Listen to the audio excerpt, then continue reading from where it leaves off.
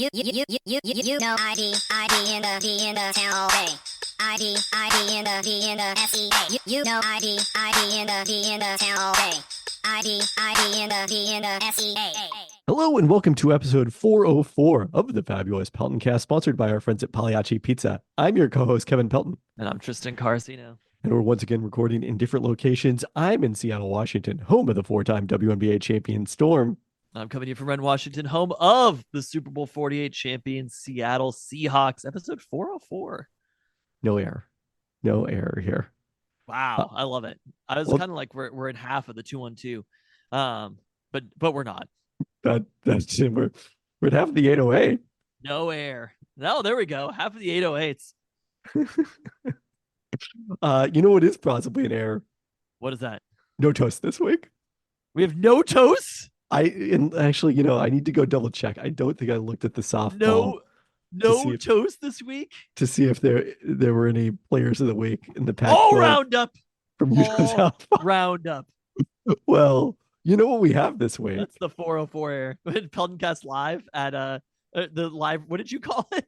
You called it live roundup. No, no, that was a joke to you. But last week on the podcast, you were like, "We're gonna have our first live reporting from the Husky basketball game." Oh. Was that what I said? It's something like that, as if we were gonna like. Oh, here it is. There we go. UW pitcher Ruby Malin. Congrats on being named Pac-12 Pitcher of the Week. So, wow, you didn't even have that beforehand? I didn't. I neglected that one beforehand. The first Pitcher of the Week award for Ruby Malin, who was 2-0 at the Shriners Children's Clearwater Invitational with a .7 ERA. We'll talk a little bit more about that in UW softball and the games they didn't play later in the pod. Really? Do you think she gets a hat for that? From the Pac-12? No, from the Shriners Invitation. Oh, no. They all wear the hats while they're playing, right? The photo does not reflect that, but perhaps it was an old photo. But I feel like we should get right into it. Wow, because is there? There's not actually that much going on other than you reporting on a variety of sporting events that you attended and I or went coached to Roundup Live this weekend. We should get right into it because there's more coaching news. Apparently, the Seahawks have more coaches. So many position coaches. It turns out when you hire a new head coach, they hire a lot of coaches to go with them. I feel like we finally reached 90s status of caring about the position coaches, where every bit of news, I'm just like, you know what? I'm good, Shefty. I don't think you need to report on this one. I mean, look, we have some notes on the offensive and defensive assistants, like not even positions, like nebulous quality control assistants. So we're not going to go back to the 90s anytime soon. Threshold where he's like, yeah, that's not important enough for me to report. Or does he just report it all? I am sure that there is a threshold. The Seahawks did not reach it today. I reached it. We're not going to talk about the Seahawks right now. Instead, we're going to resume. You're going to begin on the search for Seattle's best cookies. Or cookie, I don't know. I don't know which one it is. Oh, God. With a big one, Hello Robin. And so back in the Peltoncast dark ages, in 2015, you'll recall that you and I began a search for Seattle's best cookies. No. Back then. It's true. Wow. And I went and reviewed the notes. And you referred to Hello Robin as life-altering. Wow. Because that was the first time that we had ever had it. You came across it in, I believe, a Seattle magazine. I don't think it was Seattle Net. Seattle Magazine list of Seattle's best cookies. Okay. We had this conversation. So that was before those publications ripped us off for everything. True. This is when we were strictly ripping them up. So Hello Robin, which has been maybe Seattle's most prominent, like, exclusive cookie chain.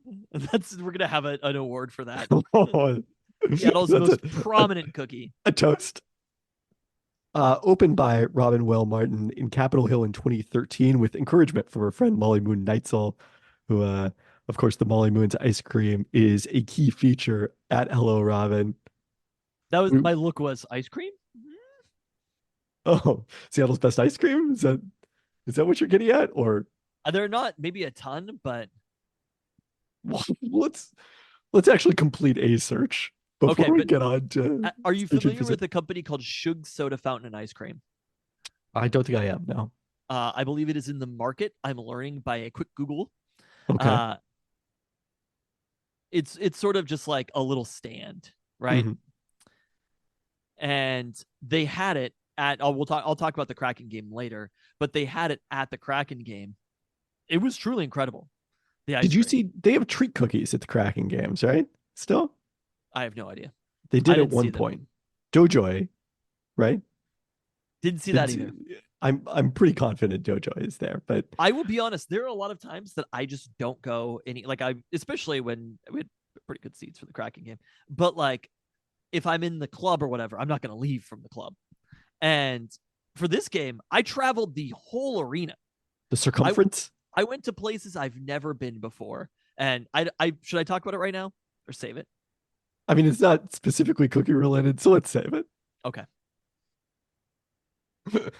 But you did not say I do have treat cookie. general arena thoughts. Oh, though. I look forward to that. I look forward to that. Uh, so anyways, so I was actually kind of surprised to relearn that going back through the notes because I had always kind of assumed that I learned about Hello Robin from Third Pelton Brother Sue Bird, who at any You're just opportunity, trying to have a flex. I mean, I'm not trying to have a flex. Like, I think it was LeBron James who mentioned to me actually. Like, you could just say that You could just say that Sue Bird recommended everything to you. But in this case, Sue Bird was not mentioned in the notes there, and like you made it clear that you found it on the this list of Seattle's best cookies, and that's when we first went to Hello Robin. But Sue, at every opportunity when she's asked about her favorite places to go in Seattle, will shout out Hello Robin. She is truly devoted to Hello Robin cookies. Okay, fair enough. And we did ask her about it when we had her on the podcast About in Hello Robin? 2017. I have no recollection of any of this. I'll have to That pull was out the clip and play it. 2017. I'm pretty sure it was, yeah. You're limited the passage of time. I just want a description on like the transcripts of. Do you know that on Zoom you could get like an AI transcript of your meeting? So we could have transcripts of the Peltoncast. Are you aware of this? I don't want that. I mean, Spotify also will generate transcripts for us, but Will they really? I just want a transcript that says in parentheses, Tristan laments the passage of time. Can they put Tristan Tsai in the transcripts? Enable AI companion. Zoom will use AI technology, which may include third-party models to provide AI companion service. Anyway, I'm not going to do that right now, but at some point in the future, we may get a meeting notes after this with like action items for the Peltoncast or whatever. Well, you still have an action item. Speaking of things we did not toast to, an action item for planning Peltoncast Live Spring 2024. Sold out shows. That's what I'm planning. Sold out podcast shows. Sorry I couldn't get to the Peltoncast. It looked great, the No Dunk show in Indianapolis. It did. You saw that on Instagram?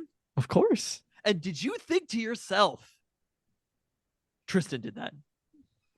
No, I really thought No Dunks did that, but you know, Didn't cross your mind? you had like you had the same role that my friend Matt, who stood in for Shaq, as getting dunked on by Jaime Jaquez during rehearsals before Was also Jaime said it on. Jaquez in the dunk contest? Yeah.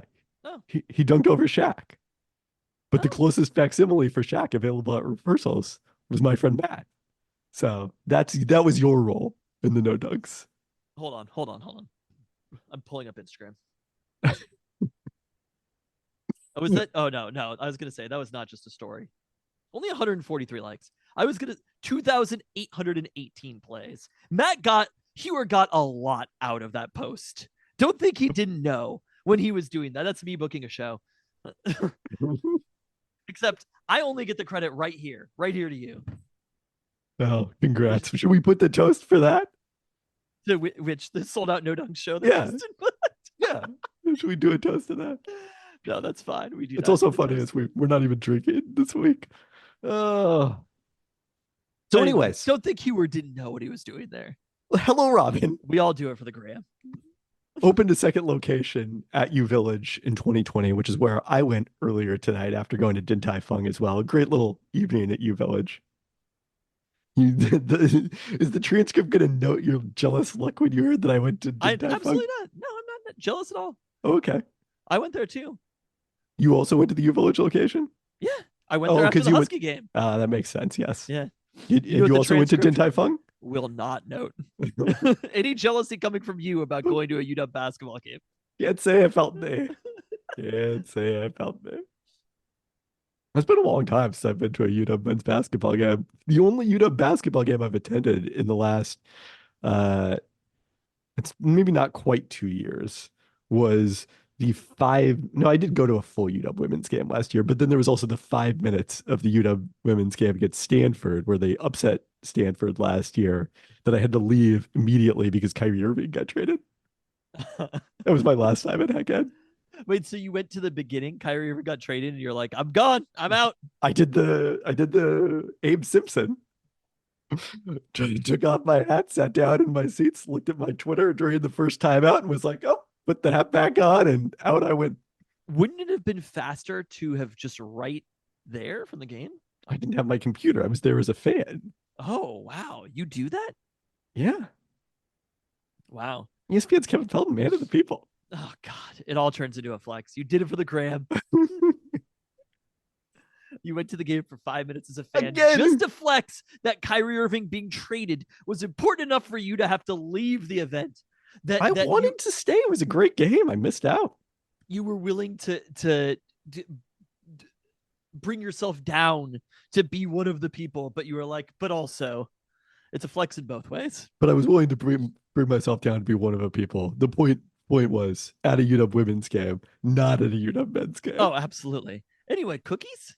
Yeah, cookies. Hello, Robin. What did you get at Hello Robin this time?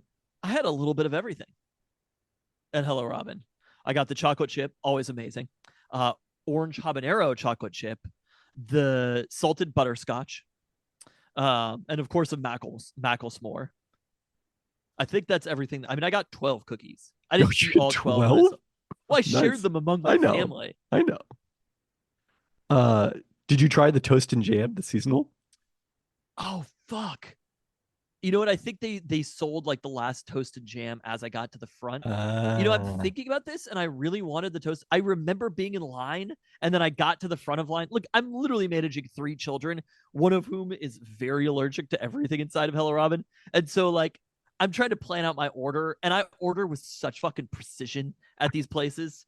I was at Dick's after the hockey game and I was just like, is this a flex? No, it is. And I was just like, I want boom, boom, boom, boom, boom. 1 ketchup. You know what I mean? It was like deluxe, special, 2 cheeseburgers, 1 plain cheeseburger, fries, large Diet Coke, 1 ketchup condiment. Period. I'm just like soup Nazi level laying it out. That's what you have to do when you have children. You can't take your time. I agree. I buy that. All right, so I wanted to get that though, to be honest. I did have that. The jam was really quite tasty. Also had the mackle s'more, obviously. That's my number one go-to at Hello Robin. I had the salted butterscotch, and the last one today was, I guess it was a classic chocolate chip. So, and the thing about Hello Robin is like the variety is on point. I think no matter what style of cookie you're interested in, Hello Robin is going to deliver that for you. So how much credit are we giving? I know that we can't judge them based upon having Molly Moon ice cream sandwiches on the menu. Not in this particular search. I will say a cookie ice cream sandwich is up there with one of the best desserts you can have. I would say when we do the Peltoncast Tournament of Champions. Oh, that's when we have it's eligible. The Hello Robin Molly Moon cookie ice cream sandwich. So you remember when we were kids, ice cream sandwiches used to mean the like very strange, soft, long chocolate cookie thing with ice cream in the middle. And I'm going to tell you something about those. We fucking loved them. Oh, that's all we had. Those were all the ice cream sandwiches we had, and we loved it.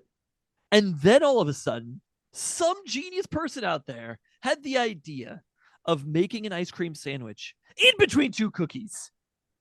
And that really stepped up. I mean, Probably, to be fair, that did exist. Like when you went to the fair, there would be 2 chocolate chipped cookies and ice cream inside. It just you they think weren't. Jan was going to let us get that? Oh, Absolutely not. Things may have existed, but Jan wasn't. No way. She would let us get a scone. You could get a scone, but you weren't getting no cookie ice cream sandwich at the fair. Don't tell me you did. I don't know that I specifically remember it now. Absolutely, you did not. There are certain things Jan will not let you get. Is that not true? Anyways, I'm just saying it wasn't like they just didn't think of it. I But didn't it even know wasn't. it was a thing at the time. It wasn't artisanal cookies of this nature. Yeah. I mean, it's an incredible thing. But I think the thing about Hello Robin is it's a pretty traditional cookie, right? Like you talk about the Met Market, the cookie, they are doing a lot in that cookie. Too much, if you ask me. I haven't had the cookie, but I'm deeply resentful about it. So I mean, I think that's fair. I will say that just the description of it is like, this seems fine, but also it's falling apart. There's tons of chocolate in it. There's randomly walnuts. It pretty much has to be warm to be good. And I wouldn't say that it has to be warm to be good.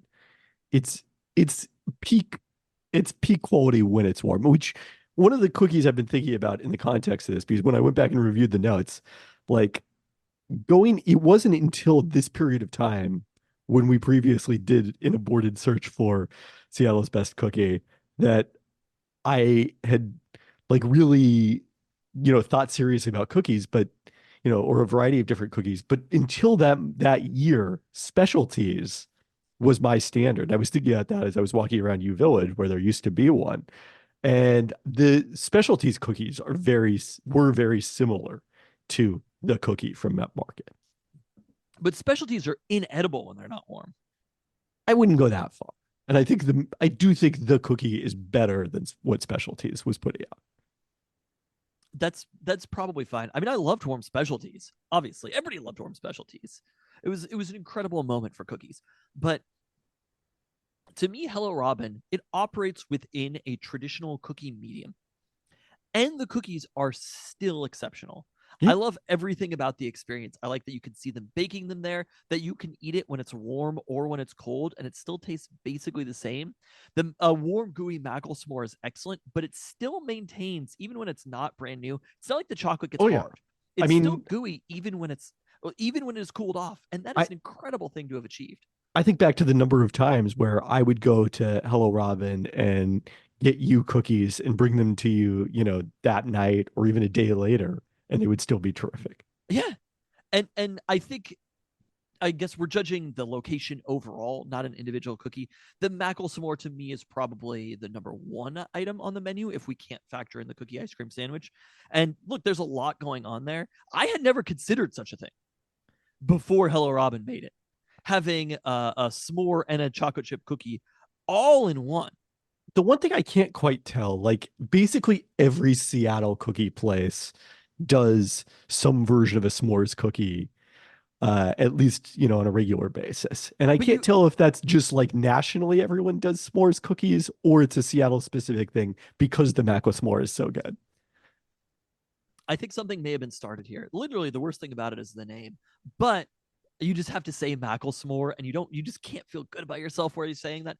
But I actually will defend, despite criticizing the name Mackle s'more, I will also defend it.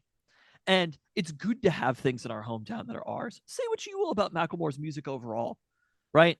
There's some fine songs. I like that the Mariners' seventh inning stretch have their own thing, and it is so uniquely Seattle. And so that if you're a tourist, if you're coming to Seattle, you're going to the Hello Robin, you're getting the Mackle s'more, you're like, fuck yeah, I'm in Seattle. I want something that represents the city of Seattle here, right? Yeah. That is what we are looking for, and that's what most sports teams do badly, and most people in Seattle do badly. We want things that represent us in Seattle, because when you go to a place, you want it to uniquely feel like that place, like there is culture happening only in that place, and that's what Hello Robin feels like. So my other favorite thing about the notes from that 2015 discussion was you brought up being told by your coworkers like about this mythical place in New York called Milk Bar. Oh yeah, And you were like, I'll never go to New York. I'm never getting Milk Bar. It was very that's amusing. kind of incredible. Wait, what year did you say this was? 2013? 2015. 15. Yeah. Okay. 2013 was when Hello Robin opened. Also Milk I Bar's had never had cookies. Milk Bar at the time. No, I didn't Wow. go until the 2016 All-Star game in Toronto was the first time that I ever went to Milk Bar or Momofuku. Uh, Also, Milk Bar's cookies aren't that good. There's so many other great things on the menu at Milk Bar that are not the cookies. But Milk Bar we is made it so clear popular, ubiquitous. Jan made a trip to Bellevue yesterday just to go to Milk Bar. And just to go to Milk Bar. and there's like a champagne and macaroons, which she mispronounces. There's a champagne and macaroon place that she also goes to. You know, one of the things that I've discovered in looking for the list of Seattle's best cookies, and I've learned about it in a lot of new spots, is many people consider macaroons cookies, and I am here to reject that outright. Macaroons are not cookies; they are macaroons. I agree with that assertion. Maybe on like some sort of larger sense, they're cookies, but that is too large of a sense. That's like they're a cookie in the sense of like a hot dog being a sandwich sense.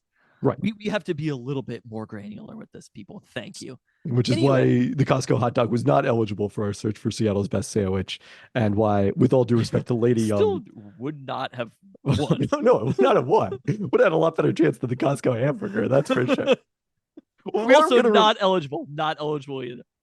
But in the hamburger search, I meant. Yeah, but a hamburger could also be considered a sandwich. Yes, I see your point. Well, the Costco cookie is going to be considered in our search for Seattle's best cookie. I have not had it yet.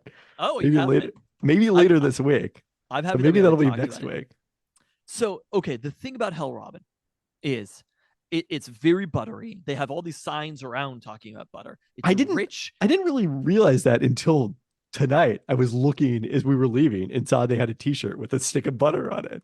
Because to me, Treat is so much more clearly buttery than Hello Robin is. Look, we're there for the combination of butter and sugar with a hint of chocolate. It's the greatest combination in the world. But I really, if you're there for the wet bread. The wet bread. Gooey is the word when you talk about cookies. I agree. That's the cookie version of wet bread. Gooey for donuts doesn't sound nearly as good. Oh, it's incredible. I'm not saying it's bad, but it's the description doesn't sound as good. I think that Hello Robin is operating within such traditional cookie rules, basically, right? They're not trying to do too much at Hello Robin, and they basically are doing it perfectly. The chocolate chip cookie at Hello Robin, the Mackle s'more, it feels like cheating at some of the other places where you're just like, we're just gonna dump a bunch of shit in here. You know what I mean? And it's gonna be absurdly over the top flavor wise. Like, yes, that's good, but could I eat more than one? I don't know. And at Hello Robin, I could have eaten all 12 of those cookies and I would have felt mostly fine about myself. The price point is a little bit lower. The size is a little bit smaller. It's a cookie in the way that when you think of a cookie, that is what you think of. And I think that's what's impressive about Hello Robin. I mean, I don't think that's the only way for a cookie to be, but I agree that that's a selling point for Hello Robin to me, is the size is appropriate, that you can easily house two of them in a sitting and not feel that bad about it. Two? I had like 4 on the drive home.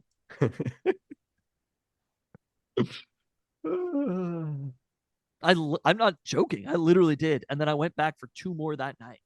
So Hello Robin, again, a very strong contender. I would be shocked if they don't end up in the bracket here. Oh, in the bracket? There's not even a question. To me, I think Hello Robin might be, again, I just, there's something about the over the top sweetness and flavor. And I think that's what we're going to find in the search. Is it's a very nice thing to have. And like, Treat is great. But when I think about eating a Treat cookie, I'm like, that is like, it's an excellent thing to have one half of. I mean, that's a size part of it. I mean, obviously they're also, it's a size, but it's also a flavor profile. And I think that Hello Robin, there's the sugary side and then there's the buttery side. Hello Robin leans a little bit more in the buttery side. It's a little bit more like a pastry.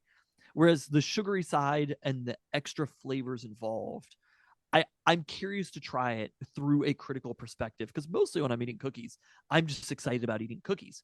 And but I feel like Hello Robin to me is, it has actually become, in the last year since we went there, one of the Husky games, we went there, and I was just like, holy shit, I forgot how good these cookies are. And after that, it's also the salted butterscotch to me is actually low key my favorite of the cookies. I love salt, love butterscotch. You just eat it and it's just perfect. It's cooked perfectly. I just don't know if So, that flavor profile needs the butterscotch as much as the chocolate chip benefits from it.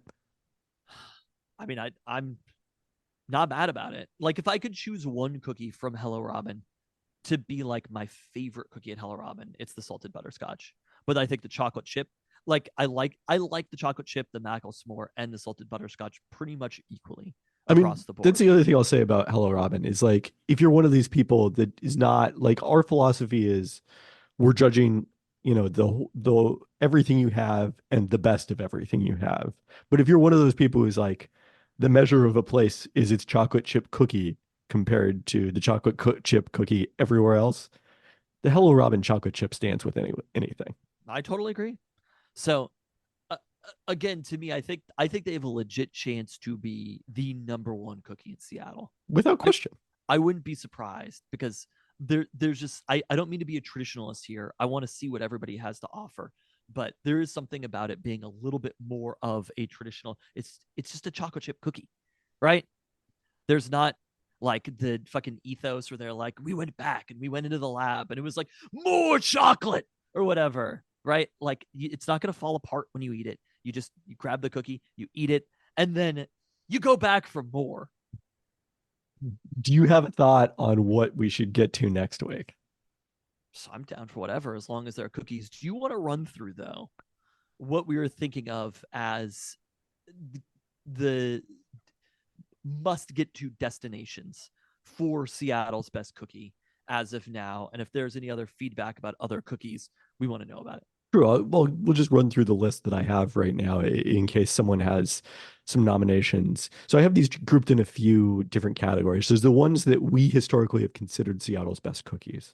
So the other ones that we have, besides Hello Robin and Met Market, are Treat, Bell's, and Hitchcock Cafe, which it was actually the Hitchcock Deli, which no longer exists in Georgetown, that kicked off this whole search back in 2015 because I called it the best cookie I ever It was had at our that point. first ever search for something. You came home talking about how good the Hitchcock Deli cookie was, and you were like, that's the best cookie in Seattle. And I had to challenge that, because anytime that anybody's making a statement about something being the best, I would hope that the other one of us is there to question that perspective, to not blindly go along with it.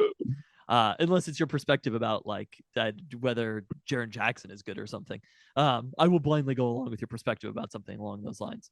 But beyond that, I had to question that. And I told you there's no way that that was Seattle's best cookie. We need to do this a little bit more scientifically. And I think we did. And I No, think our we really results didn't. were inconclusive. Yes, we they were, yeah, incomplete at the very least. We've definitely not gotten better at searching for Seattle's best, just more complicated. Yes, more convoluted. All right, some places that I haven't had that I definitely want to try over the course of this that are highly regarded. Seawolf, we got recommended by the listener. A couple of new places that I just learned about searching for Seawolf cookies on Bakery. Google Okay. Map. Yeah. Okay. Coping Cookies, Get Baked Seattle, and Cookie Break. Okay. I, believe it or not, have never had a cookie from Dahlia. I have had Dahlia cookies. I, You I have. don't I do not think they're going to be a contender, but Okay. I want to try it. De Laurenti has cookies that came up on some of these lists. Little J in South Park is a relatively new spot. I swear we had Dahlia cookies in the last search. Oh, maybe You we have actually. you had them. I didn't. What was my review back then? I can't remember for sure. Okay, great. All right, some places that I have been that I did not necessarily think were the strongest tier of contenders, but I'm certainly willing to go back and I don't know how many of these you've had. Lowrider, Cookies with Tiffany, Midnight Cookies, and Hotcakes. I don't know if I've ever had the hotcakes cookies. I know that I have not had lowrider before, but I've wanted to. I didn't bring you Lowrider? That's Oh, surprising. maybe you did. Then we talked about this as part of the reason to do the search. Again, Costco and Taco Time has cookies on the menu. Now, we do need to mention Wow, the Lowrider has a straight up rip off Milk Bar cake. I didn't realize that. I So a couple of places that are not eligible is I rule it. Number one, and a key one, is Macrina Bakery because of the shared ownership with our sponsor, Pagliacci Pizza. The other one that gets mentioned on some of these lists, I don't think is eligible, is Delancey, because it seems from what I can tell, like you have to go and actually go get dinner and order a cookie that way, as opposed to just being able to order a cookie on its own. I don't think that can qualify as Seattle's best cookie. Curious to try it, but not eligible in my view. Do you have any thoughts on this? Macrina's owned by Pagliacci. Matt Gallen owns Macrina. Yes. Wow. We should be getting some of that too. That's why I they love have Macrina. them. That's why they have them Macrina cookies at Pagliacci. That's my initial thought. Yeah, birthday cake, cookie cake slice. I mean, they do have some that look a little bit different, but this is basically almost exactly a Milk Bar ripoff. That specific item? Yeah. Yeah, I mean their specialty is filled cookies, which is very different, I would say.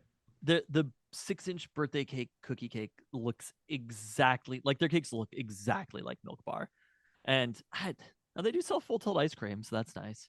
There's just something about a company that has like the precise version of somebody else's thing in the same way that I talked about. We want it to feel uniquely Seattle when you're here. I want it to feel uniquely you when you're at that location. A treat cookie is very different than a Hello Robin cookie, right? 100%. So to be Seattle's best cookie, there has to be some personality to it. But again, right? we're not judging. I agree those cakes look very similar to in every way to Milk Bar, I'm but just the cookies not are not. here for an NPC cake. You know what I mean? Like I don't need an AI cake right now. So it leaves a bad taste in my mouth. No pun I get intended. it. I get it. God damn it.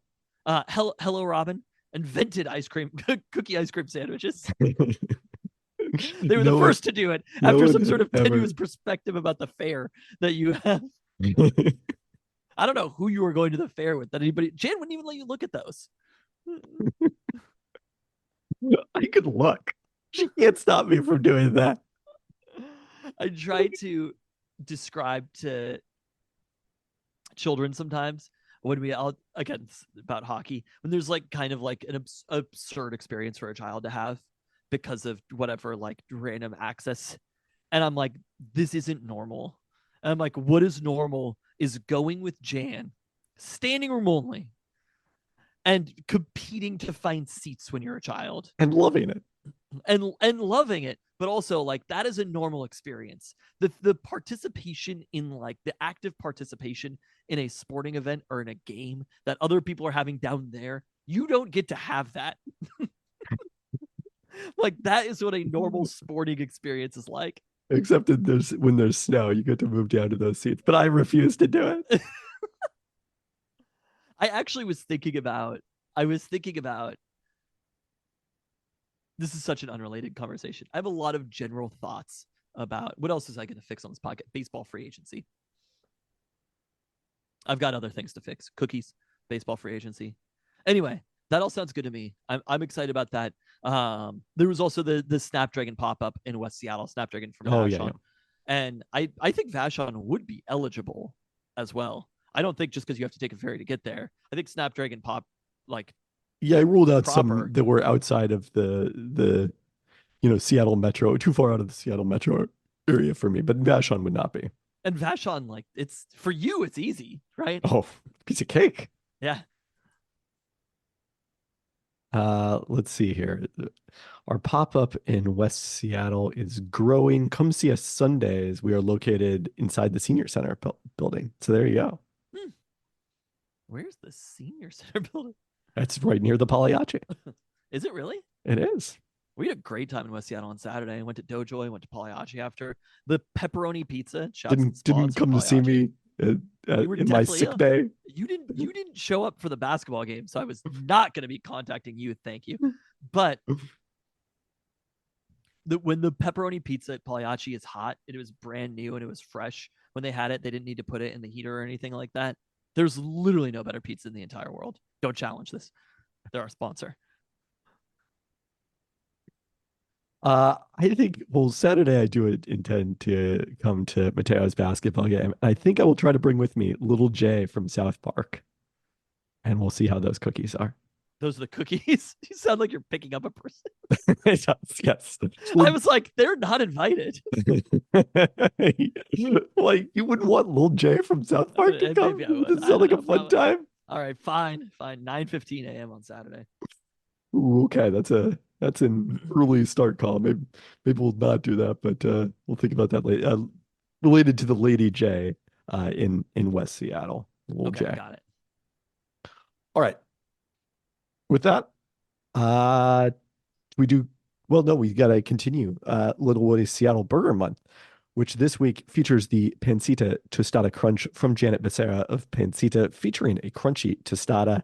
I wanted to keep the burger classic and simple while highlighting the flavor and texture of our in-house nixtamalized and ground masa. I chose to add a couple of Mexican twists to the traditional elements of a classic burger, like adding morita chili to our fry sauce, using our house cure to season the pork beef patty, and swapping out sweet pickles for pickled jalapenos. So looking forward to checking this one out as Seattle Burger Month continues.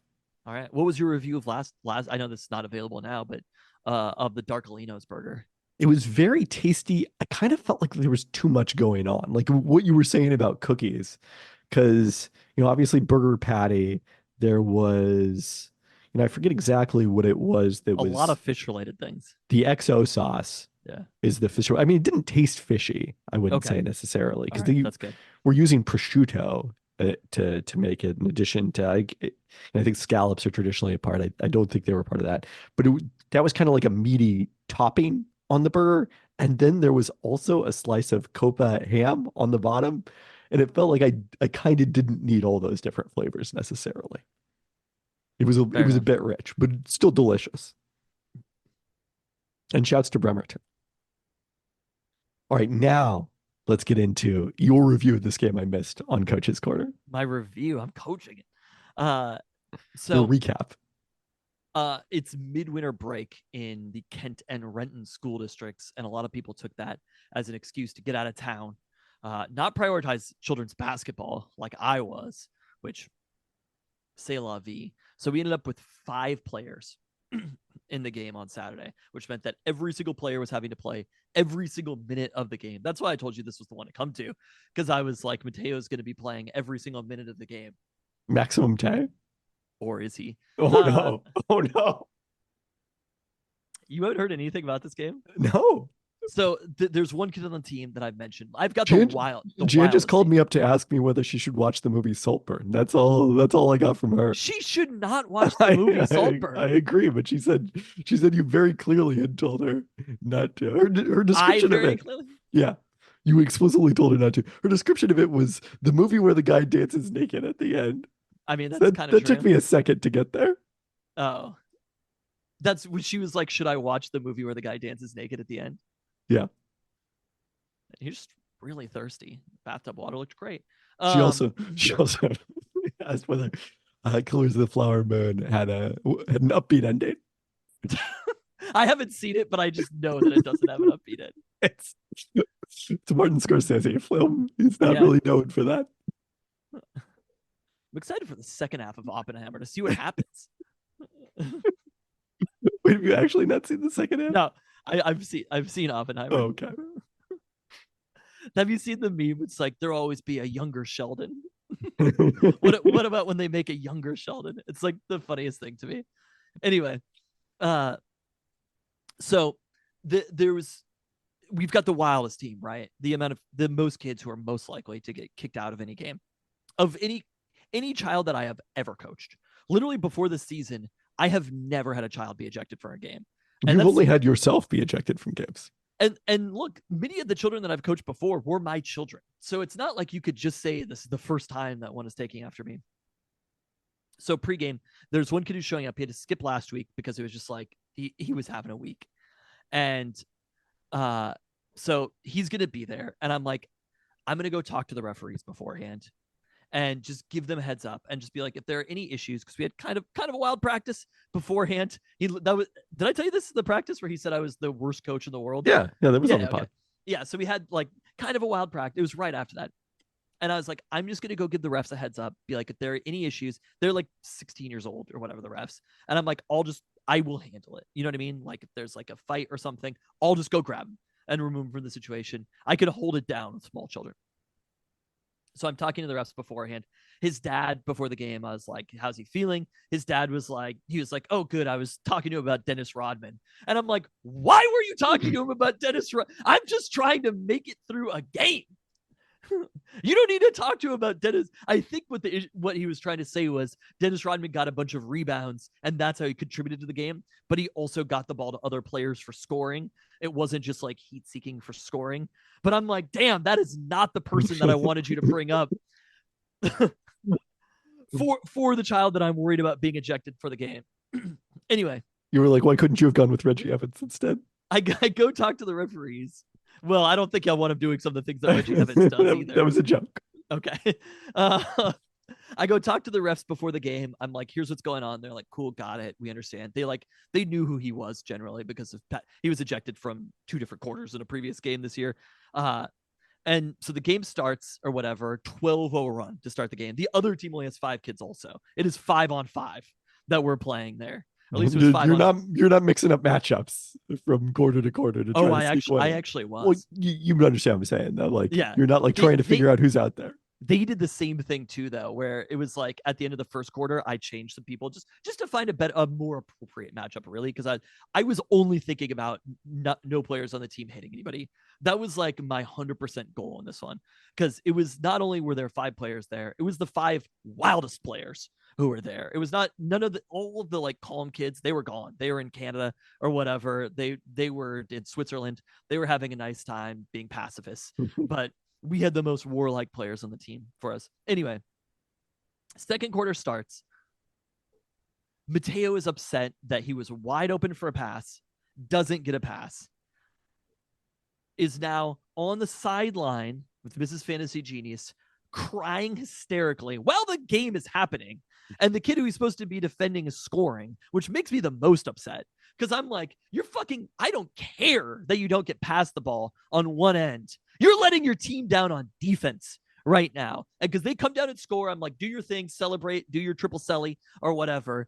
Like, shoot your arrow like Penix. I'm happy with it. Do the Dougie. Anyway, they're doing all those things. I'm like, celebrate, but be thinking about defense immediately after, because you know what I'm about, and that's big defense for these first graders. So anyway, Mateo is crying on the sidelines because he didn't get the ball on like one possession. And so the game is happening. I just walked over there because I was like, I'm going to try to calm him down or whatever and be like, it happens. Sometimes you don't get past the ball, blah, blah, blah, blah, blah, blah, blah. It's okay. Yeah. And then so I was like, can you just come back to the bench and calm down? Game is happening. His kid scores 2 points. We only gave up, I think, 12 points the entire game. And the kid who he's defending scored 2 baskets while he was crying on the sideline. I'm furious about it.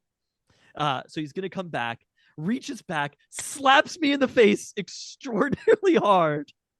The refs are right there, and they're like, you're done. You're out. They eject him from the game immediately. I walk back, and it's also very, like, I'm in front of all of the parents or whatever, and he slapped me, and I just have to walk back like, well, child got ejected. So he eventually leaves. We're playing 4-on-4 now. I was just like, we'll play 4-on-5 to them. I was like, I don't give a shit. You did. My team is on the floor. But they made somebody from, I felt bad for the other team too, because they made somebody from the other team come out of the game to play 4-on-4. They told me that pregame that's what they were going to do. Anyway, a couple quarters pass. We're like running it in this game. People are firing shots from way too far, but hitting them occasionally. You said someone made what could have been a 3. It was from, again, I hate when they shoot shots from far away and they go in, because, every once in a while they're going to go in, and I'm just like, ugh. It's I always want to find those teaching moments, right? I want Tell the Truth Monday in the middle of the game, and it never happens. So after 2 quarters had passed, Katie shows up. Literally, Katie showed up. Mateo's ejected right after, almost immediately after. It's a shame I didn't make it.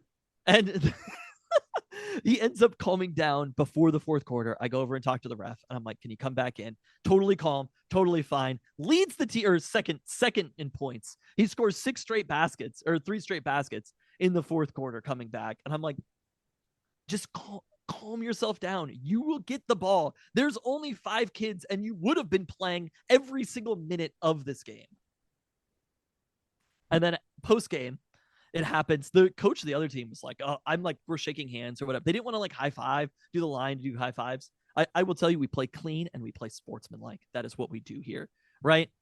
We will play to the very whistle. We will try to save the ball in bounds, but we play clean and we play sportsmanlike on this here Hornets team. So we're like lining up to do the high fives at the end of the game. The other team was like trying not to do it or whatever, maybe because there were just a few of them. And the coach is like, after I'm like shaking hands, and he was like, "Oh, that was really ugly." And I'm like, "For you, it was." I'm like, "We just won this game 30-14. I'm feeling good about my dogs on the court." I was like, Mateo even came back from ejection and got it back. I go talk to the referees after, and something that a referee has never once uttered to me was uttered. This is the game that started with a parent telling me that they were wanting their kid to channel Dennis Rodman. After the game, the referees are like, "Thanks for being so cool about everything, coach." Wow. Never thought I'd hear them. Again, a toast to you. Can you believe that? I was just like, in my head, I was like filing that one away, and I was like, wow. I'm straight up. I was very cool about everything. I was like, I will hold it down if there are any problems. I get slapped in the face. My child is ejected. After Katie was like, "Do you remember when we coached back in the day, kids getting ejected?" And I was like, "No, I've never had a kid be ejected before this season. Like, this is a brand new experience." I didn't have to deal with that the one game that I was acting head coach because you and Katie were both gone. Yeah, we have multiple ejections. I was just trying to worry about the pandemic that had just started. Oh, wow. That was that one. It was like February 29th. Yeah. Katie wasn't coaching that. That was just me. She was part of coaching that team. Oh, was that the team coach? Katie Yeah. coached too? Yeah. Wow. God, that feels like I was like the third coach because I spent a lot of time there that year. I actually went up pregame when I was talking to the referees, and I told them about the first game when I grabbed Mateo off the court, and the other coach was mad at me, and I was like, just so you know, like I'm not worried about whether these teams win or lose. Lying, of course. I was like, I'm not worried about whether these teams win or lose or whatever in first grade basketball. That would be absurd to worry about that sort of thing. I was like, I'm just trying to make sure that everybody is safe and calm. And they were like, "Yeah, I remember that." And I was like, for real. I was like, when the other coach was mad at me, I was like, straight up, I am doing you a favor right now. Wow. And they were like, thank you so much for being cool, coach. So you were Jerry DePota. Isn't that wild? We also started a game changer, a secret game changer to keep score of the games. Because I'm always curious about stats for the games. And it's just sort of like in everybody's heads. And these are first graders remembering things, or at the very best 6th graders scoring them. And so I'm like, I want a little bit of something tracked so that at the end of the season, we can have some stats. So now I actually know what the score was, which is nice in the game that they don't keep scoring. Hey, thanks for being cool, coach. The transcript will not note my stern look of distaste with that. All right, let's get into the roundup. Starting with a farewell this week. I guess this could have been in the toast. A farewell to Canaan Smith-Njigba, who was claimed off waivers by the Mariners, or by the Pirates, I should say, who previously waived him when the Mariners claimed him after the Mariners designated him for assignment. It was explained to me on the Discord that apparently they had a player go to 40-day or the 60-day disabled list. So it opened up a spot on the 40-man roster that explained the roster shenanigans with Canaan Smith-Njigba. But he is back with the Pirates, the Smith-Njigba brothers, no longer united in Seattle.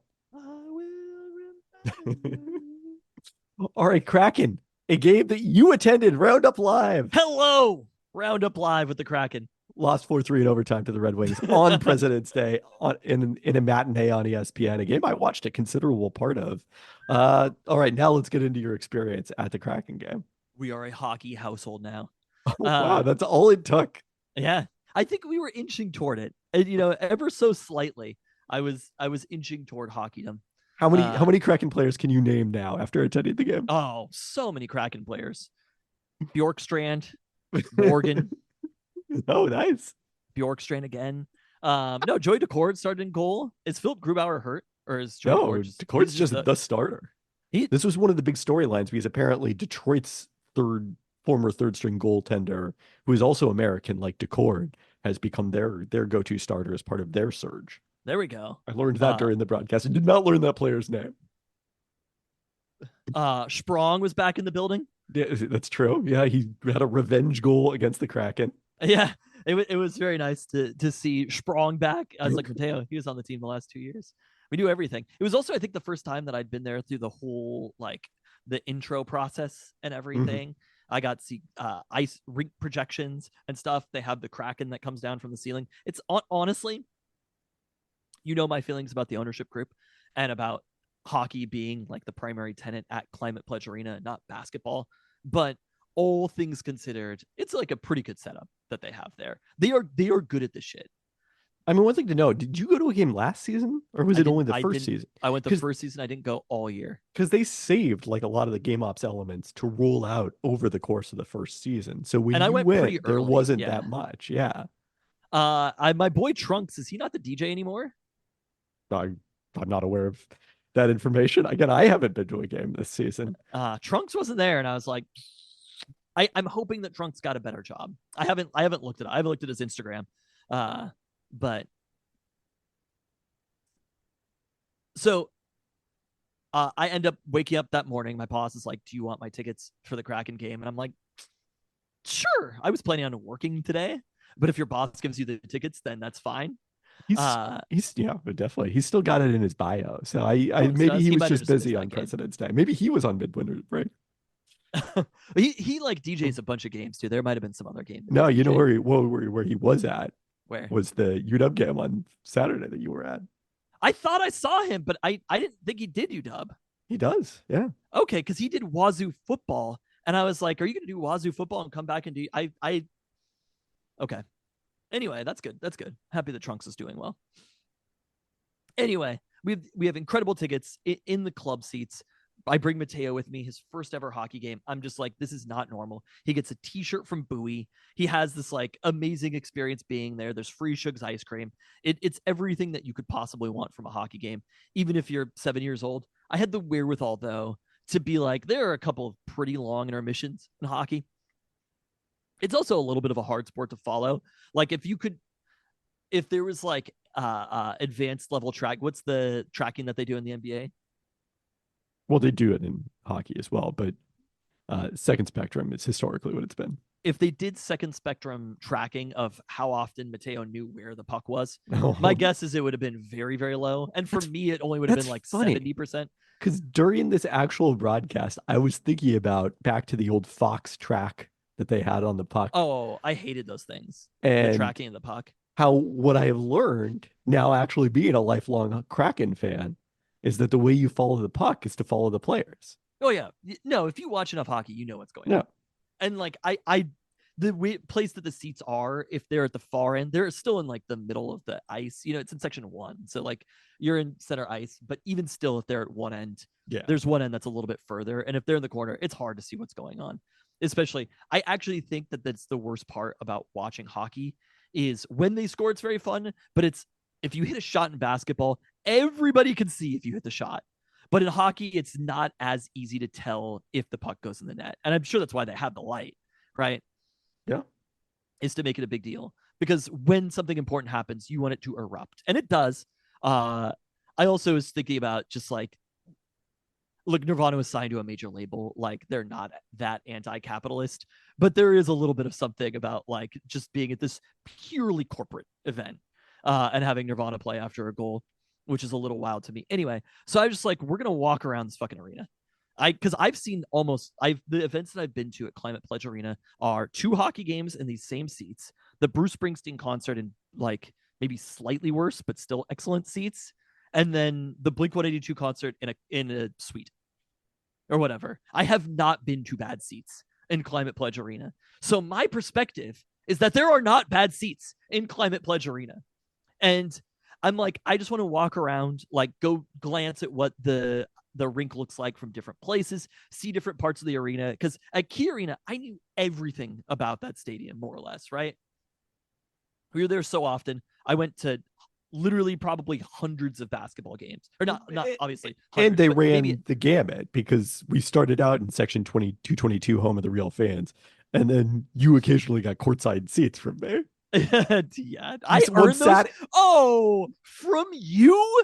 Do not think that I didn't earn those courtside seats. Thank you. Well, the lazy boy, yes, it was a separate thing, but there were other times I got you courtside seats, weren't there? Maybe one time ever. I think I sat courtside 2 times. Okay. Don't just act like. I think there was one other time that we got courtside seats. The time you saw Marcus Trufant. I think that was the lazy boy time. Oh, okay. But also the seats, once you started becoming an employee of the team, the seats were much better. Yeah. So wasn't Jan responsible for it? If maybe if a team comes back, you might want to work for them. You're gonna have to like incept me to plant the idea of working for the team. I need to incept you to plant the idea of you working for a team when you worked for them before they moved, and you are a basketball stats expert. I don't think it takes that much. It's not like fucking rocket science. I need to incept you for the most obvious thing to happen. I'm just saying I like the job I have now. I love the job I have now. I understand that, but you get what I'm saying. It's not like I do. It's not like it would be like so crazy. Anyway, so I'm walking around and I like glanced in from a couple of different sections. We walked around. Like I will say the arena is not as glamorous as it seems when you're purely in like the club level or whatever. Like the lower level where they're just going to keep digging down, where they've dug down is definitely much nicer than the like ground level where you can see the fountain or whatever. It's not bad, but it's just nicer down below. It's a little more cramped, certainly on the concourses. I actually like some of my favorite places to sit in the arena have been the 100 level, which is so you're upstairs, but you're in the very low part of it. I was there for one Kraken game and then also for the combined Ben Gibbard concerts last year. And I really enjoy those. It's like easy to get in and out. They're a good view. I also was in like the very last row at the Paul McCartney concert. So I have run the gamut. Okay, yeah, you've seen other places. So I went into, I guess it's the 200 level, and I looked down at the rink and I was like, oh, okay, this is kind of far. Yeah. Because to me, when I'm sitting there, it looks tiny. And I'm like, how did they make an arena so small to fit basketball and hockey? And I still think that's kind of the case, right? They didn't make a massive arena or anything. But like, I was like, okay, like not every seat is amazing or whatever. I've just only sat in amazing seats. Right. That was your takeaway?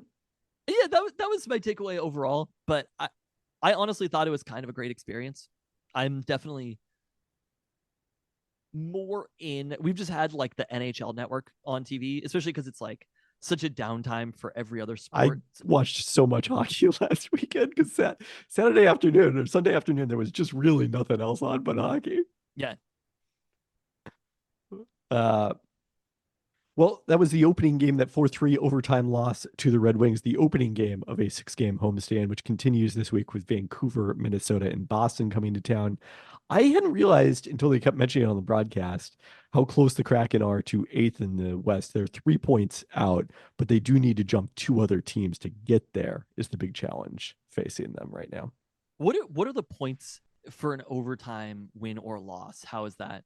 You get the regular 2 points for a win, whether it's in overtime or not, but you get 1 point for an overtime loss as opposed to no points for a loss in regulation. So the Kraken still got a point. Correct. Okay. It wasn't a terrible outcome.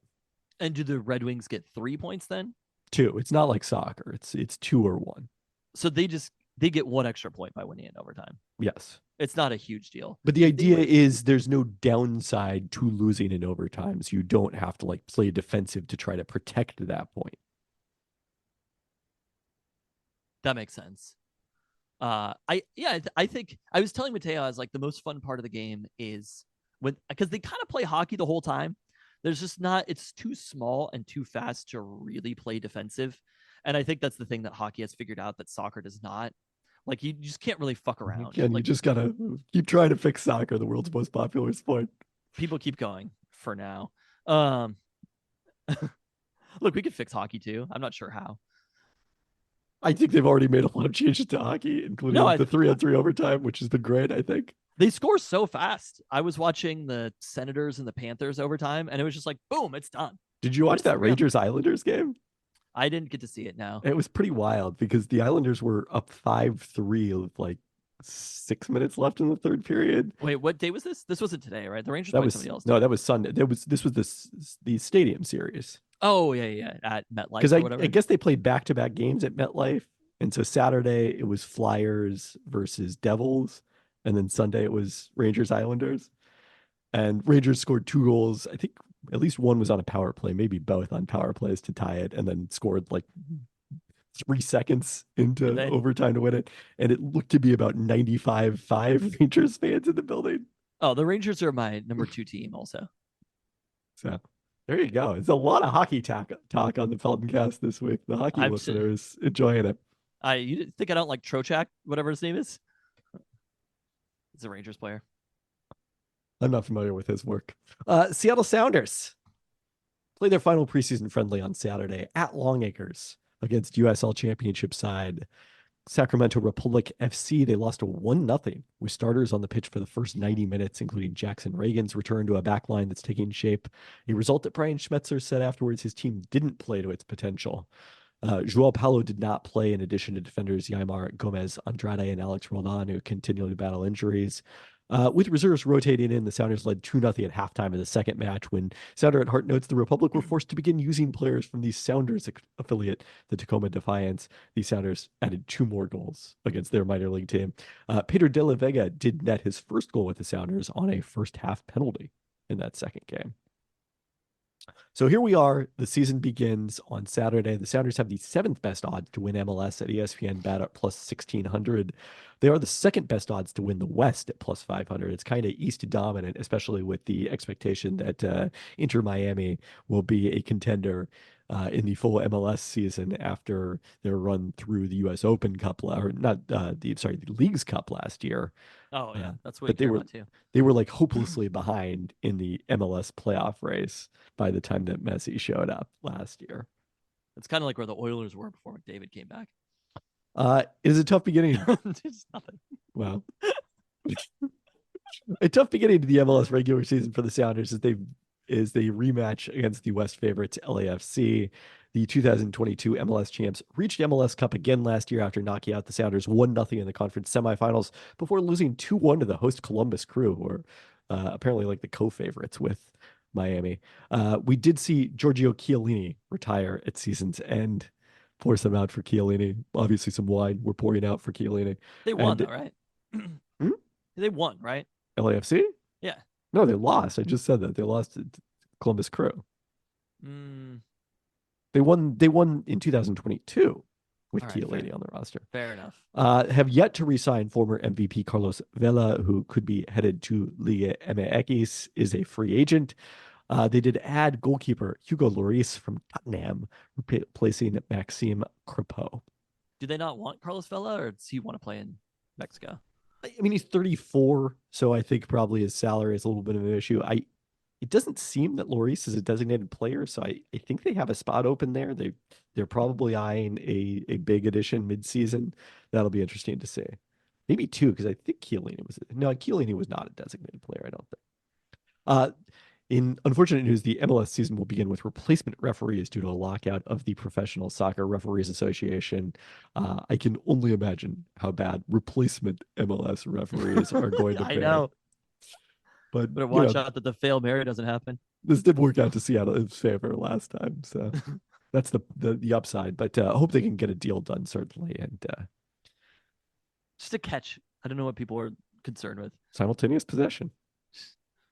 All right, we have the return this week. I don't know if they're going to stay here, but for this week, we got to mention Husky baseball. There we go. which opened the season at Long Beach State, losing their first 2 games before tying game 3 on Sunday. Oh, they just 3-3. went home. I saw that. They were just like, we're done. They went 17 innings before the Huskies took their ball and went home. They had to leave for their flight home. The teams remarkably scored in both the 11th and 13th innings. They matched runs then in a 3-3 tie. Did they do an extra inning runner in It college doesn't or no? appear that they do, from what I could tell. Maybe the they longest, should think about it. Clearly they should, especially if they've got a flight to catch. The longest UW game since at least 1992. They played like a super long game last year against Stanford when we were recording the live show, right? That sounds right. Like we were following the score in the crowd. All right, I gotta Jared go. Kelenic. I do remember Jared Kelenic. Speaking of live shows a year ago. Life comes at you fast. Remember Pete Carroll? Remember Kalen DeBoer? Life comes at you fast. Okay, 2022, 23, baseball schedule. That was a 16-inning game. They lost 3-1 to Stanford at Stanford last year, but it was the opening game of the series, so no danger there of missing the flight. All right, Husky softball, better results, although also some games that did not end in a win or a loss. Beat number 18, Kentucky 8-1 on home runs by grad transfer Jillian Sellis and Sydney Stewart, with Brooke Nelson starting, Ruby Malin recording 6 strikeouts in 5 innings in relief, then crushed future Big Ten foes Minnesota and Wisconsin by a combined 21-5 margin, with Malin going the distance in a 5-inning win over the Badgers. That old oaken bucket is ours. Does that involve Purdue? The last what 2 is matchups. The name of the Wisconsin? I'm sticking with it. That was a great reference. I'm taking it. Oh boy, love to fact check the Big Ten rivalries. Look, these are our rivalries now. Old Oaken Bucket is Indiana and Purdue. It's the in-state. Neither team right. What is the Wisconsin Minnesota Magic? There's definitely a name for it. There's a Little Brown Jug is a thing, right? Oh, maybe that's the one. Little Brown. Well, this is about the song Little Brown Jug. Oh, that's Michigan and Minnesota, maybe. There has to be a nickname for the Minnesota and Wisconsin rivalry. Yeah, that's Michigan and Minnesota. All right. We're looking for Minnesota-Wisconsin football rivalry. I know anything about the Midwest, and I promise you I do not. Those two states hate each other. I promise you, I don't see a name here for this. Oh, well, wait, hold on. Paul Bunyan's axe. That axe is ours. That axe is ours. I'm sticking with the old oaken bucket because it's a funnier nickname. But if I would have axe, is it a funnier nickname? If I would have nailed that on the first try, that would have been really incredible. Out west, we just call things the game. Look, goodbye. We don't need you anymore, Cal and Stanford. I was actually saying the Husky basketball game, I was like, this will be the last time we play Cal for a long time. Except for probably the Pac-12 tournament somehow. Seems very faded. We'll get to that in a second. Last 2 Husky softball matchups, including their other ranked opponent in LSU, both canceled due to weather. They're scared? The weather is scared. They were scared to play this UW softball team. Who are the opponents? LSU was most notably. Oh, the other one was North Carolina. They want to steal a Heisman from us, an undeserved Heisman, and then scared to play us where we really shine on the softball field. Well, there's good news here. The Huskies moved up 2 spots in the rankings to number 4, tops among teams with a loss, and ahead of several undefeated teams. There we go. Including LSU. Oh, wow. Probably should have played LSU. Huskies also won 6-2 at Florida Gulf Coast on Tuesday in a one-off game. They'll also play Stetson on Wednesday afternoon. Not the Hat, just a university. Where did they play at Florida Gulf Coast? In Florida. They started out. Florida yeah. They spent the entire week in Florida. All right, fine. And then they'll head to Tampa for the South Florida Showdown this weekend, facing mostly mid-major opponents. The schedule highlighted by number 8 Oklahoma State as well as Pitt. I could have been a women's softball player. I'd be hanging out in Florida right now. Canceled due to weather, though. UW women's basketball having the hardest luck couple of weekends possible. Last Friday at Arizona State, they led by 10 at halftime, 7 going to the fourth quarter, but the Sun Devils held the Huskies scoreless the last 156 of regulation to force OT. In the first OT, the Huskies rallied with Lauren Schwartz put back tying it with 4 seconds remaining, but Arizona State then dominated double overtime. On Sunday, they went triple overtime at Arizona. Up 5 in the final minute of the first overtime, they saw the Wildcats' Helena Pueyo tie it with a 3 with 7 seconds left. The Huskies then got the tying free throws from Schwartz with 8 seconds left in double overtime, but Arizona dominated the third OT. The Huskies are now 0-4 their last 2 weekends with 3 overtime losses and another by 2 points. But the result of that is they are tied for 10th in the Pac-12 at 3-11. And to quote your point about the men's team, sometimes you got to win the games. They will try to do that on Friday as they host the one team behind them in the standings, Oregon, who has really fallen off from the Sabrina Ionescu days, before a visit Sunday by number 9 Oregon State, which knocked off UCLA last Friday with a 3 from Pasco native Talia Van Olhoffen, capping, I don't know if you saw this, a series of lead changes in like the final 10 seconds of that game. They played the bulk of that one and lost at home to USC on Sunday without star post Reagan Beers, who suffered a broken nose against the Bruins. So her status still TBD for this weekend. You have men's basketball. You were there. Do you have takeaways from this one? Absolutely, I do. I have takeaways from everything. Seats were way too expensive for this game. This one I was actually paying for. Even on the secondary market, it was like, it was like $12 a ticket or something, but I was expecting tickets to be like $1 where they were beforehand. And my report, it was not empty in the building, but based upon that, I was like, man, I don't know if we'll be able to, because I just want to get in and I want to go find the seats. This is the exact opposite of the Kraken game. I want to go find the open seats as high as possible in that arena. The fan experience at, what's the official name of it? Bank of America, or Alaska Airlines Arena at Heck Edmonton Pavilion. Okay. Correct. The fan experience is just like one of the worst fan experiences of all time. It's so incredibly wild that they've continued to do this for so many years. There are like no students there. The student section eventually filled in, but I'm pretty sure it wasn't with students. It was just people who walked in. These terrible start times with the Pac-12 TV deals of 5 p.m. on a Saturday. How can you expect students to get there? Are we blaming students though? Like, look, you go through 1 6-year period of being truly awful and uninteresting the entire time, and all of a sudden people lose interest. But there were plenty of seats up at the top for me to. I will say I don't think this year's team is uninteresting. Kyrgios Jr. is really good. I guess I agree that this team is not uninteresting, but they're uninspiring. Oh, I would agree with that assessment. But otherwise, it was a pretty nice time there.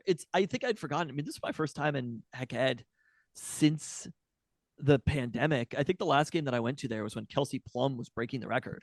So it'd been a minute. I don't know if you heard. She doesn't hold the record anymore. We didn't toast to that. What? We will not toast to that. Thank you. It's fine. I like Caitlin Clark too. Like, if you're gonna lose a record, you want to lose it to something truly great. Is my perspective, and so I'm fine with that. But and also not somebody who plays for Oregon, so totally okay with that record. But it was interesting to me just being reminded of just how small Heck Ed is. Like, you can walk the entire corridor in like 30 seconds. It is a 10 and half. Yeah. I mean, Mateo he had to go to the bathroom, and there was like super long line at one bathroom. I'm like, let's just keep walking. There's nobody at the next one. It was like 3 seconds later that we got there. We walked around literally the entire arena. I saw third Pelton brother, Bobby Morgan, was in the house. So that was fun. The dudes who sit next to us at Husky football games, the tall dude with the long hair who went off he went to SBU, right? Correct. Do you know his name? It's Rob. I forget his last name off the top of my head. Okay. Tall Paul's son Rob was in the house, saw him. It felt like everybody was there. I went with Katie, of all people. She returned to UW. Not quite as stressed as she was the last time that we were there for the Apple Cup. And Rob Dietrichs. Rob Dietrichs? Yeah. There we go. He's the one who went off for SPU against UW, right? This is the headline here. Diedrichs and SPU mates give Huskies scare. Every other That's day of his so life. awesome. This is Bob Condota back when he was on the Husky beat. Every other day of his life, Rob Diedrichs is as big a Washington Husky fan as there is. He was once a ball boy for the UW men's basketball team back in the Todd Wow. McCullough days and attends every football game he can. We can vouch for. Monday night, however, Diedrichs was almost the Husky killer, the guiding force of a Seattle Pacific men's basketball team that threw a heavy scare into the Huskies before Washington hung on for an 86-77 exhibition win. Diedrichs, a 6'8" sophomore, scored 36 points. Damn. 15 of 23 shooting, 18 points in each half. That is awesome. What year was that? This was 2007. Not a great Husky team. Still, but that's such an awesome headline to have written by you. I mean, oh, yeah. For me, all I have in the Seattle Times is Tristan Pelton shit on the Jingle Bell Bash at Tacoma Dome. And also Tristan Pelton in the Seattle Times shit on LCD Sound System and Arcade Fire at that very same Heck Edmondson Pavilion. Still kind of amazing they played there to me, I gotta say. It was like literally the only time ever that there's been a big concert there. It's the only time ever that Seattle Times asked me to write something for them. But one time too many, if you ask me. There was 2 times. And the Bumper blog. This is a post Bumper blog. But anyway, that was Tristan Pelton. Hardly know him. It's interesting watching the team live. It is a little bit different than watching on TV, I think. Like, I do think there's a different element of watching them. Paul Mulcahy, of all people, I feel like Mulcahy early in the season was kind of like, to me, he was very prominent, and I feel like he sort of faded throughout the year. Corin Johnson has played a lot, but they used Mulcahy as their primary defender on Saturday against Jalen Tyson. Now that went well. I don't know if he was specifically the problem. What did Jalen Tyson score, though? Jalen Tyson had 28 on 11 of 20 shooting, including 20 in the first half. Cool. He's really fiery, though, Paul Mulcahy. Like, he is on the bench yelling constantly. He is up in people's face. No, that's what I'm saying. You don't see that, but we're there. You know, we were in the end that I don't like to be in. I guess that would be the east end zone. It's the west is you're towards the UW bench, right? Is what you're saying? Yeah. The east is the far. It's hard to orient myself from being in there or whatever, but I like being on the far end zone. It's actually the same directions as a Husky stadium, but okay, fair enough. So yeah, we were in the west end zone, which I don't love to be, but we were right there behind the UW bench, so you could kind of see that. Paul Mulcahy is very fiery. Corin Johnson also is like, what year is he? Sophomore.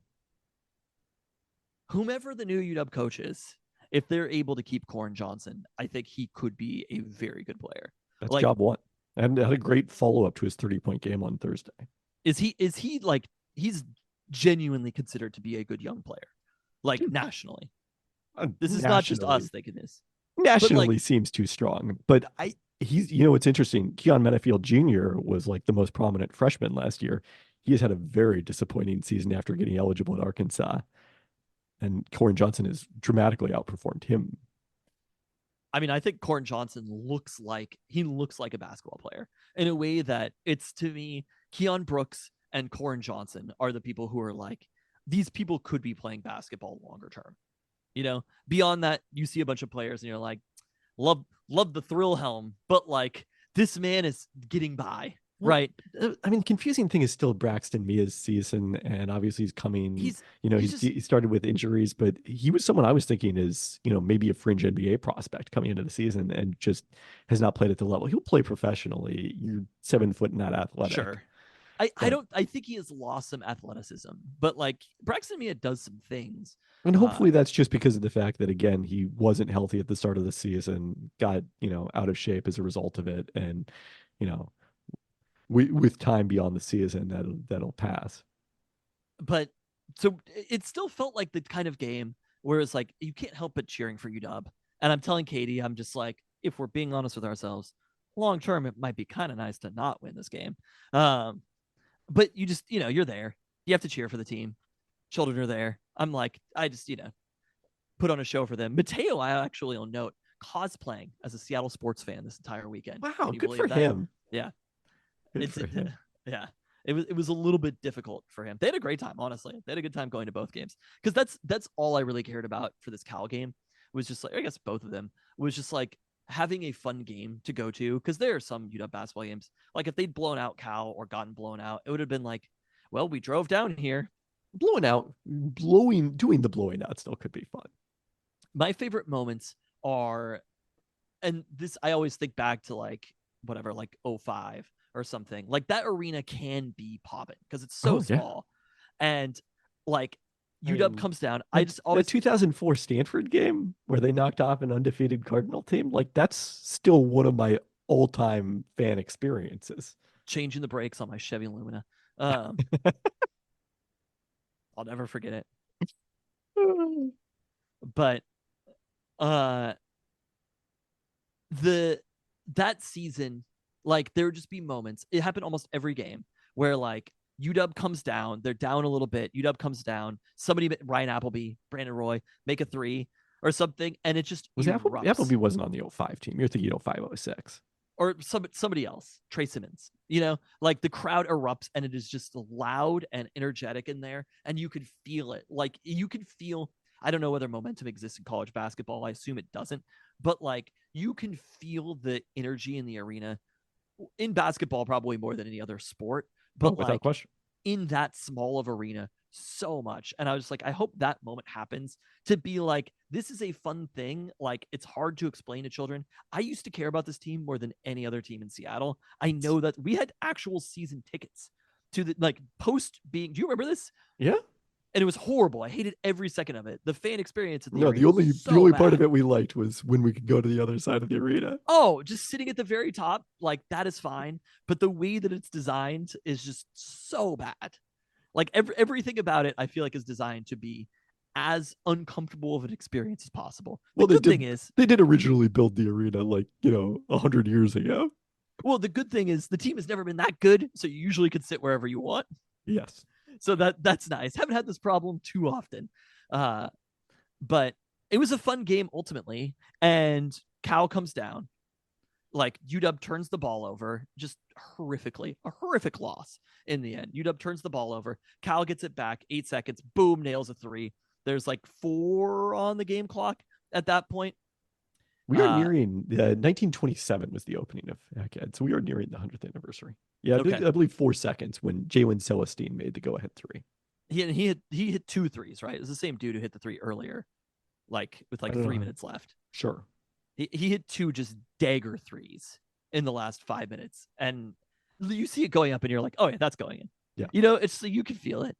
I was like, that's going in. But we had a moment that, not to call basketball but like had a moment to have made just such a good play, similar to the Moses Wood three that was hit earlier in the season. Severely Wheeler drives down. I haven't seen a replay of this. I know that there was somebody open to pass to, and Severe just like straight up, it is Severe Wheeler time. And he'd made some shots. He'd made some difficult layups earlier, but you saw it happening, and you're like, "This is not it." I don't even know if he got the shot off in time. I thought he was before going the to get game clock fouled. ended. Actually, even if he'd gotten fouled, he would have missed one of the free throws. Well. You know it was coming, but it just felt like Severe drop it off to a shooter, to Mulcahy, to Moses Wood, to Keon Brooks, anybody else. I would have rather had an open jump shot or an open three or something than what happened. It's just like they need the timeout and moving the ball forward, though. I think the Huskies were out of timeouts at that point, but like, Well, you know who has that role? Who? Women's basketball? Yeah. Why are there like have all the good rules? I'm telling you straight up, I feel like it's like sabotage for men's college basketball. Everything about women's college basketball is so much better than men's. Do you think the women's Final Four might outrate the men's Final Four this year? Like, I mean, with Caitlin Clark in South Carolina? Yeah. If UConn gets there with Paige Beckers. I can tell you, here are the basketball players I can name from any other college in the country, and I'm not exaggerating. Zach Edey. Yep. Bronny James.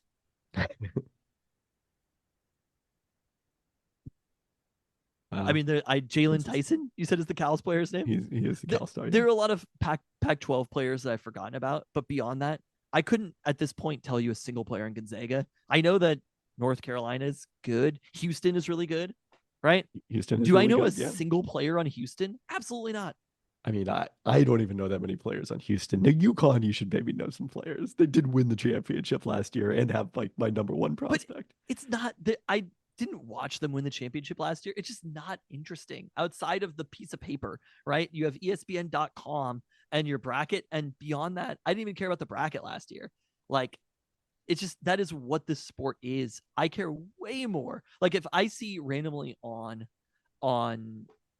if I'm looking for a sport to be on, and it's like I can watch a random men's college basketball game or I can watch a random women's college basketball game, I'm choosing the women's college basketball game every single time.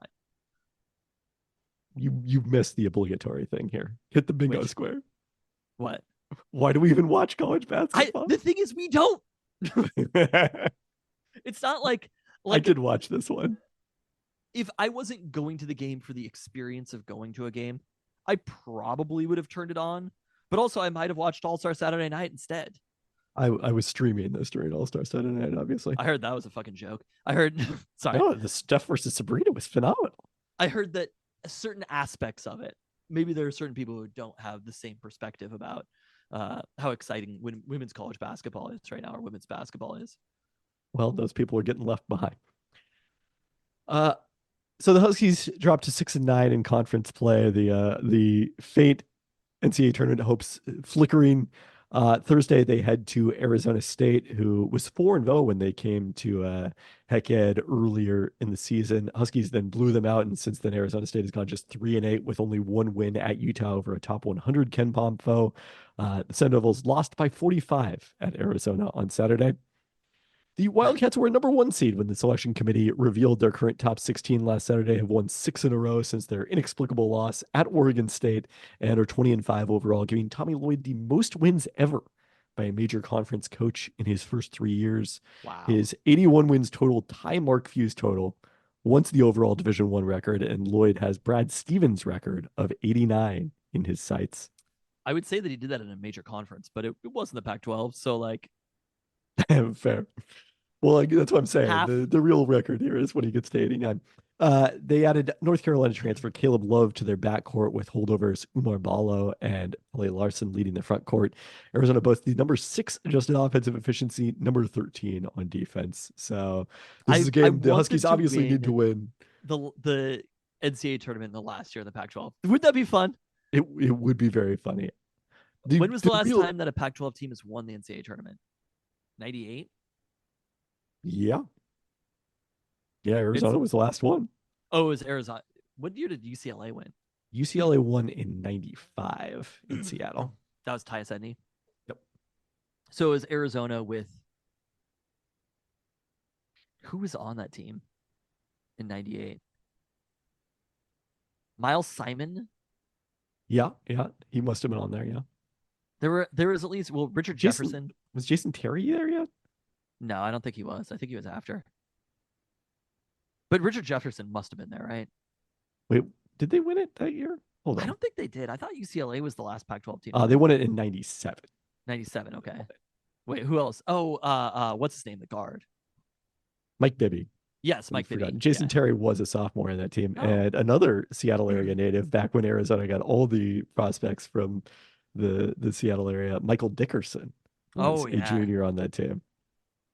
They just had those players for I mean, players should be in the NBA, but I do feel like the current setup kind of hurts everybody as far as interest goes.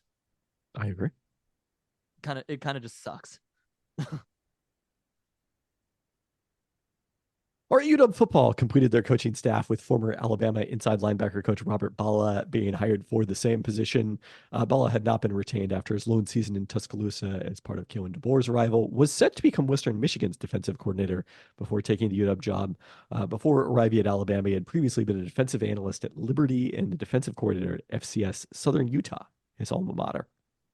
One bit of transfer news this week, kind of wrapping up basically the Huskies of note in the transfer portal. Josh Cuevas, another Husky, headed to Alabama to join Kalen DeBoer.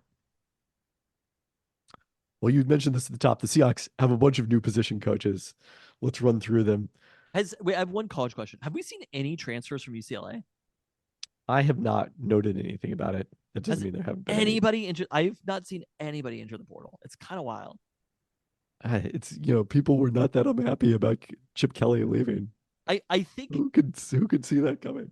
I mean the players must have already understood that Chip Kelly was going to leave. I don't know. That the whole UCLA situation is so strange to me.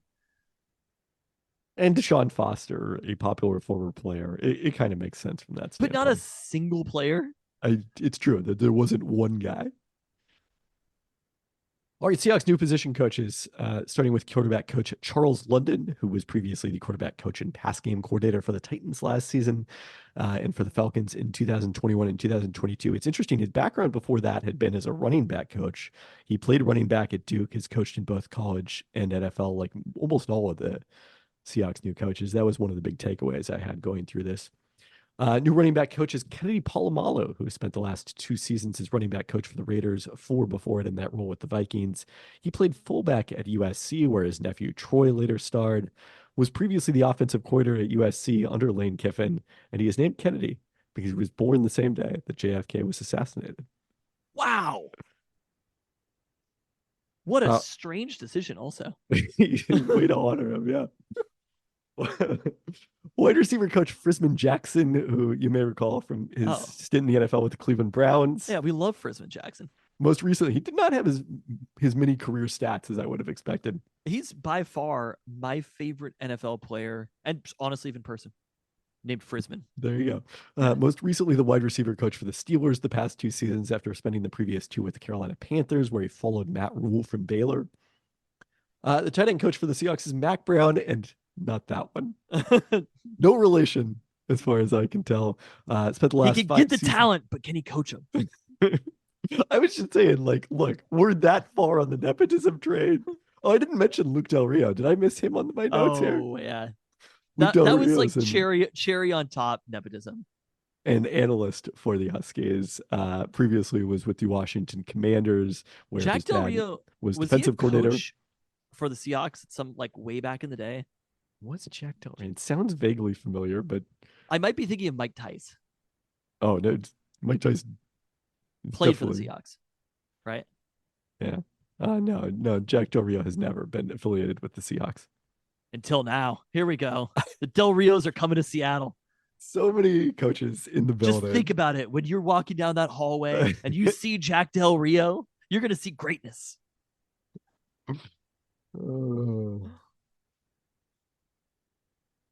Yeah. It's going to be so strange being at UW games next year. I mean, I don't know that we're going to notice Jack Del Rio and Pete Carroll and Bill Belichick. I think it's more of being in the facility. Pete's going to be on the sidelines. You know that we'll look down. We can see the sideline right there so closely, too. We're going to look down, and then there's going to be Pete Carroll for some reason. I feel like Pete may stay a little more in the background than that. All right, back to Mac Brown. Spent the last 5 seasons with the Jets. Most recent 3 as an offensive assistant, previous 2 as defensive assistant. Per the Jets website, he worked primarily with wide receivers and was their interim wide receiver coach the final 3 games of the 2022 season. The defensive back coach is Jeff Howard, who spent last year as linebacker coach for the Chargers, but was previously DB coach and pass game coordinator for the Browns from 2020 through 2022, after starting his NFL career with the Vikings under Leslie Frazier. The offensive assistant for quality control is Zach Hill, a battleground native and former Central QB who was offensive coordinator at both Boise State and Arizona State before spending the last 2 years coaching at the high school level. I'm trying to think. Zach Hill, what year did he play at those schools? At Central? No, he was offensive coordinator then. Oh, okay. He only played at Central. Yeah. I was going to say it really sounds like somebody that I played in college football and was like annoyed about him scrambling for like 100 yards against me. It does sound that way, but no, Central was not in the game at that point. And then this point that hasn't changed in a decade. Well, maybe this year. The game hasn't changed. Second off, Central has never been in the game.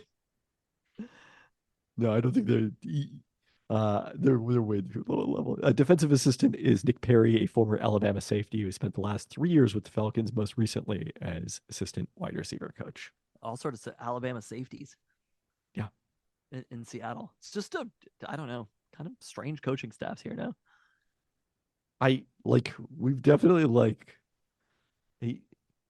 I don't know how to describe it. Like we've spun the snow globe and mixed Uh-huh. things up a little bit here because there was Oh so yeah. much continuity on the Seahawks coaching staff for such a long period of time.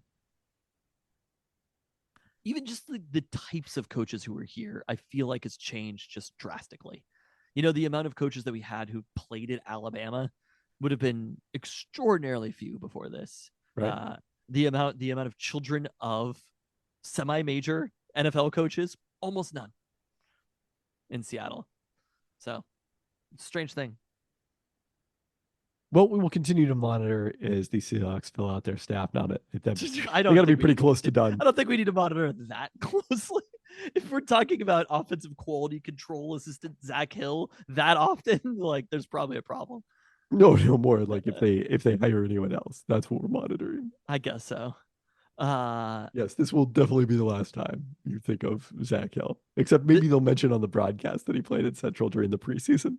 yeah, during the preseason. That's a preseason conversation. I do not think Exactly. there'll be much conversation about Zach Hill in there.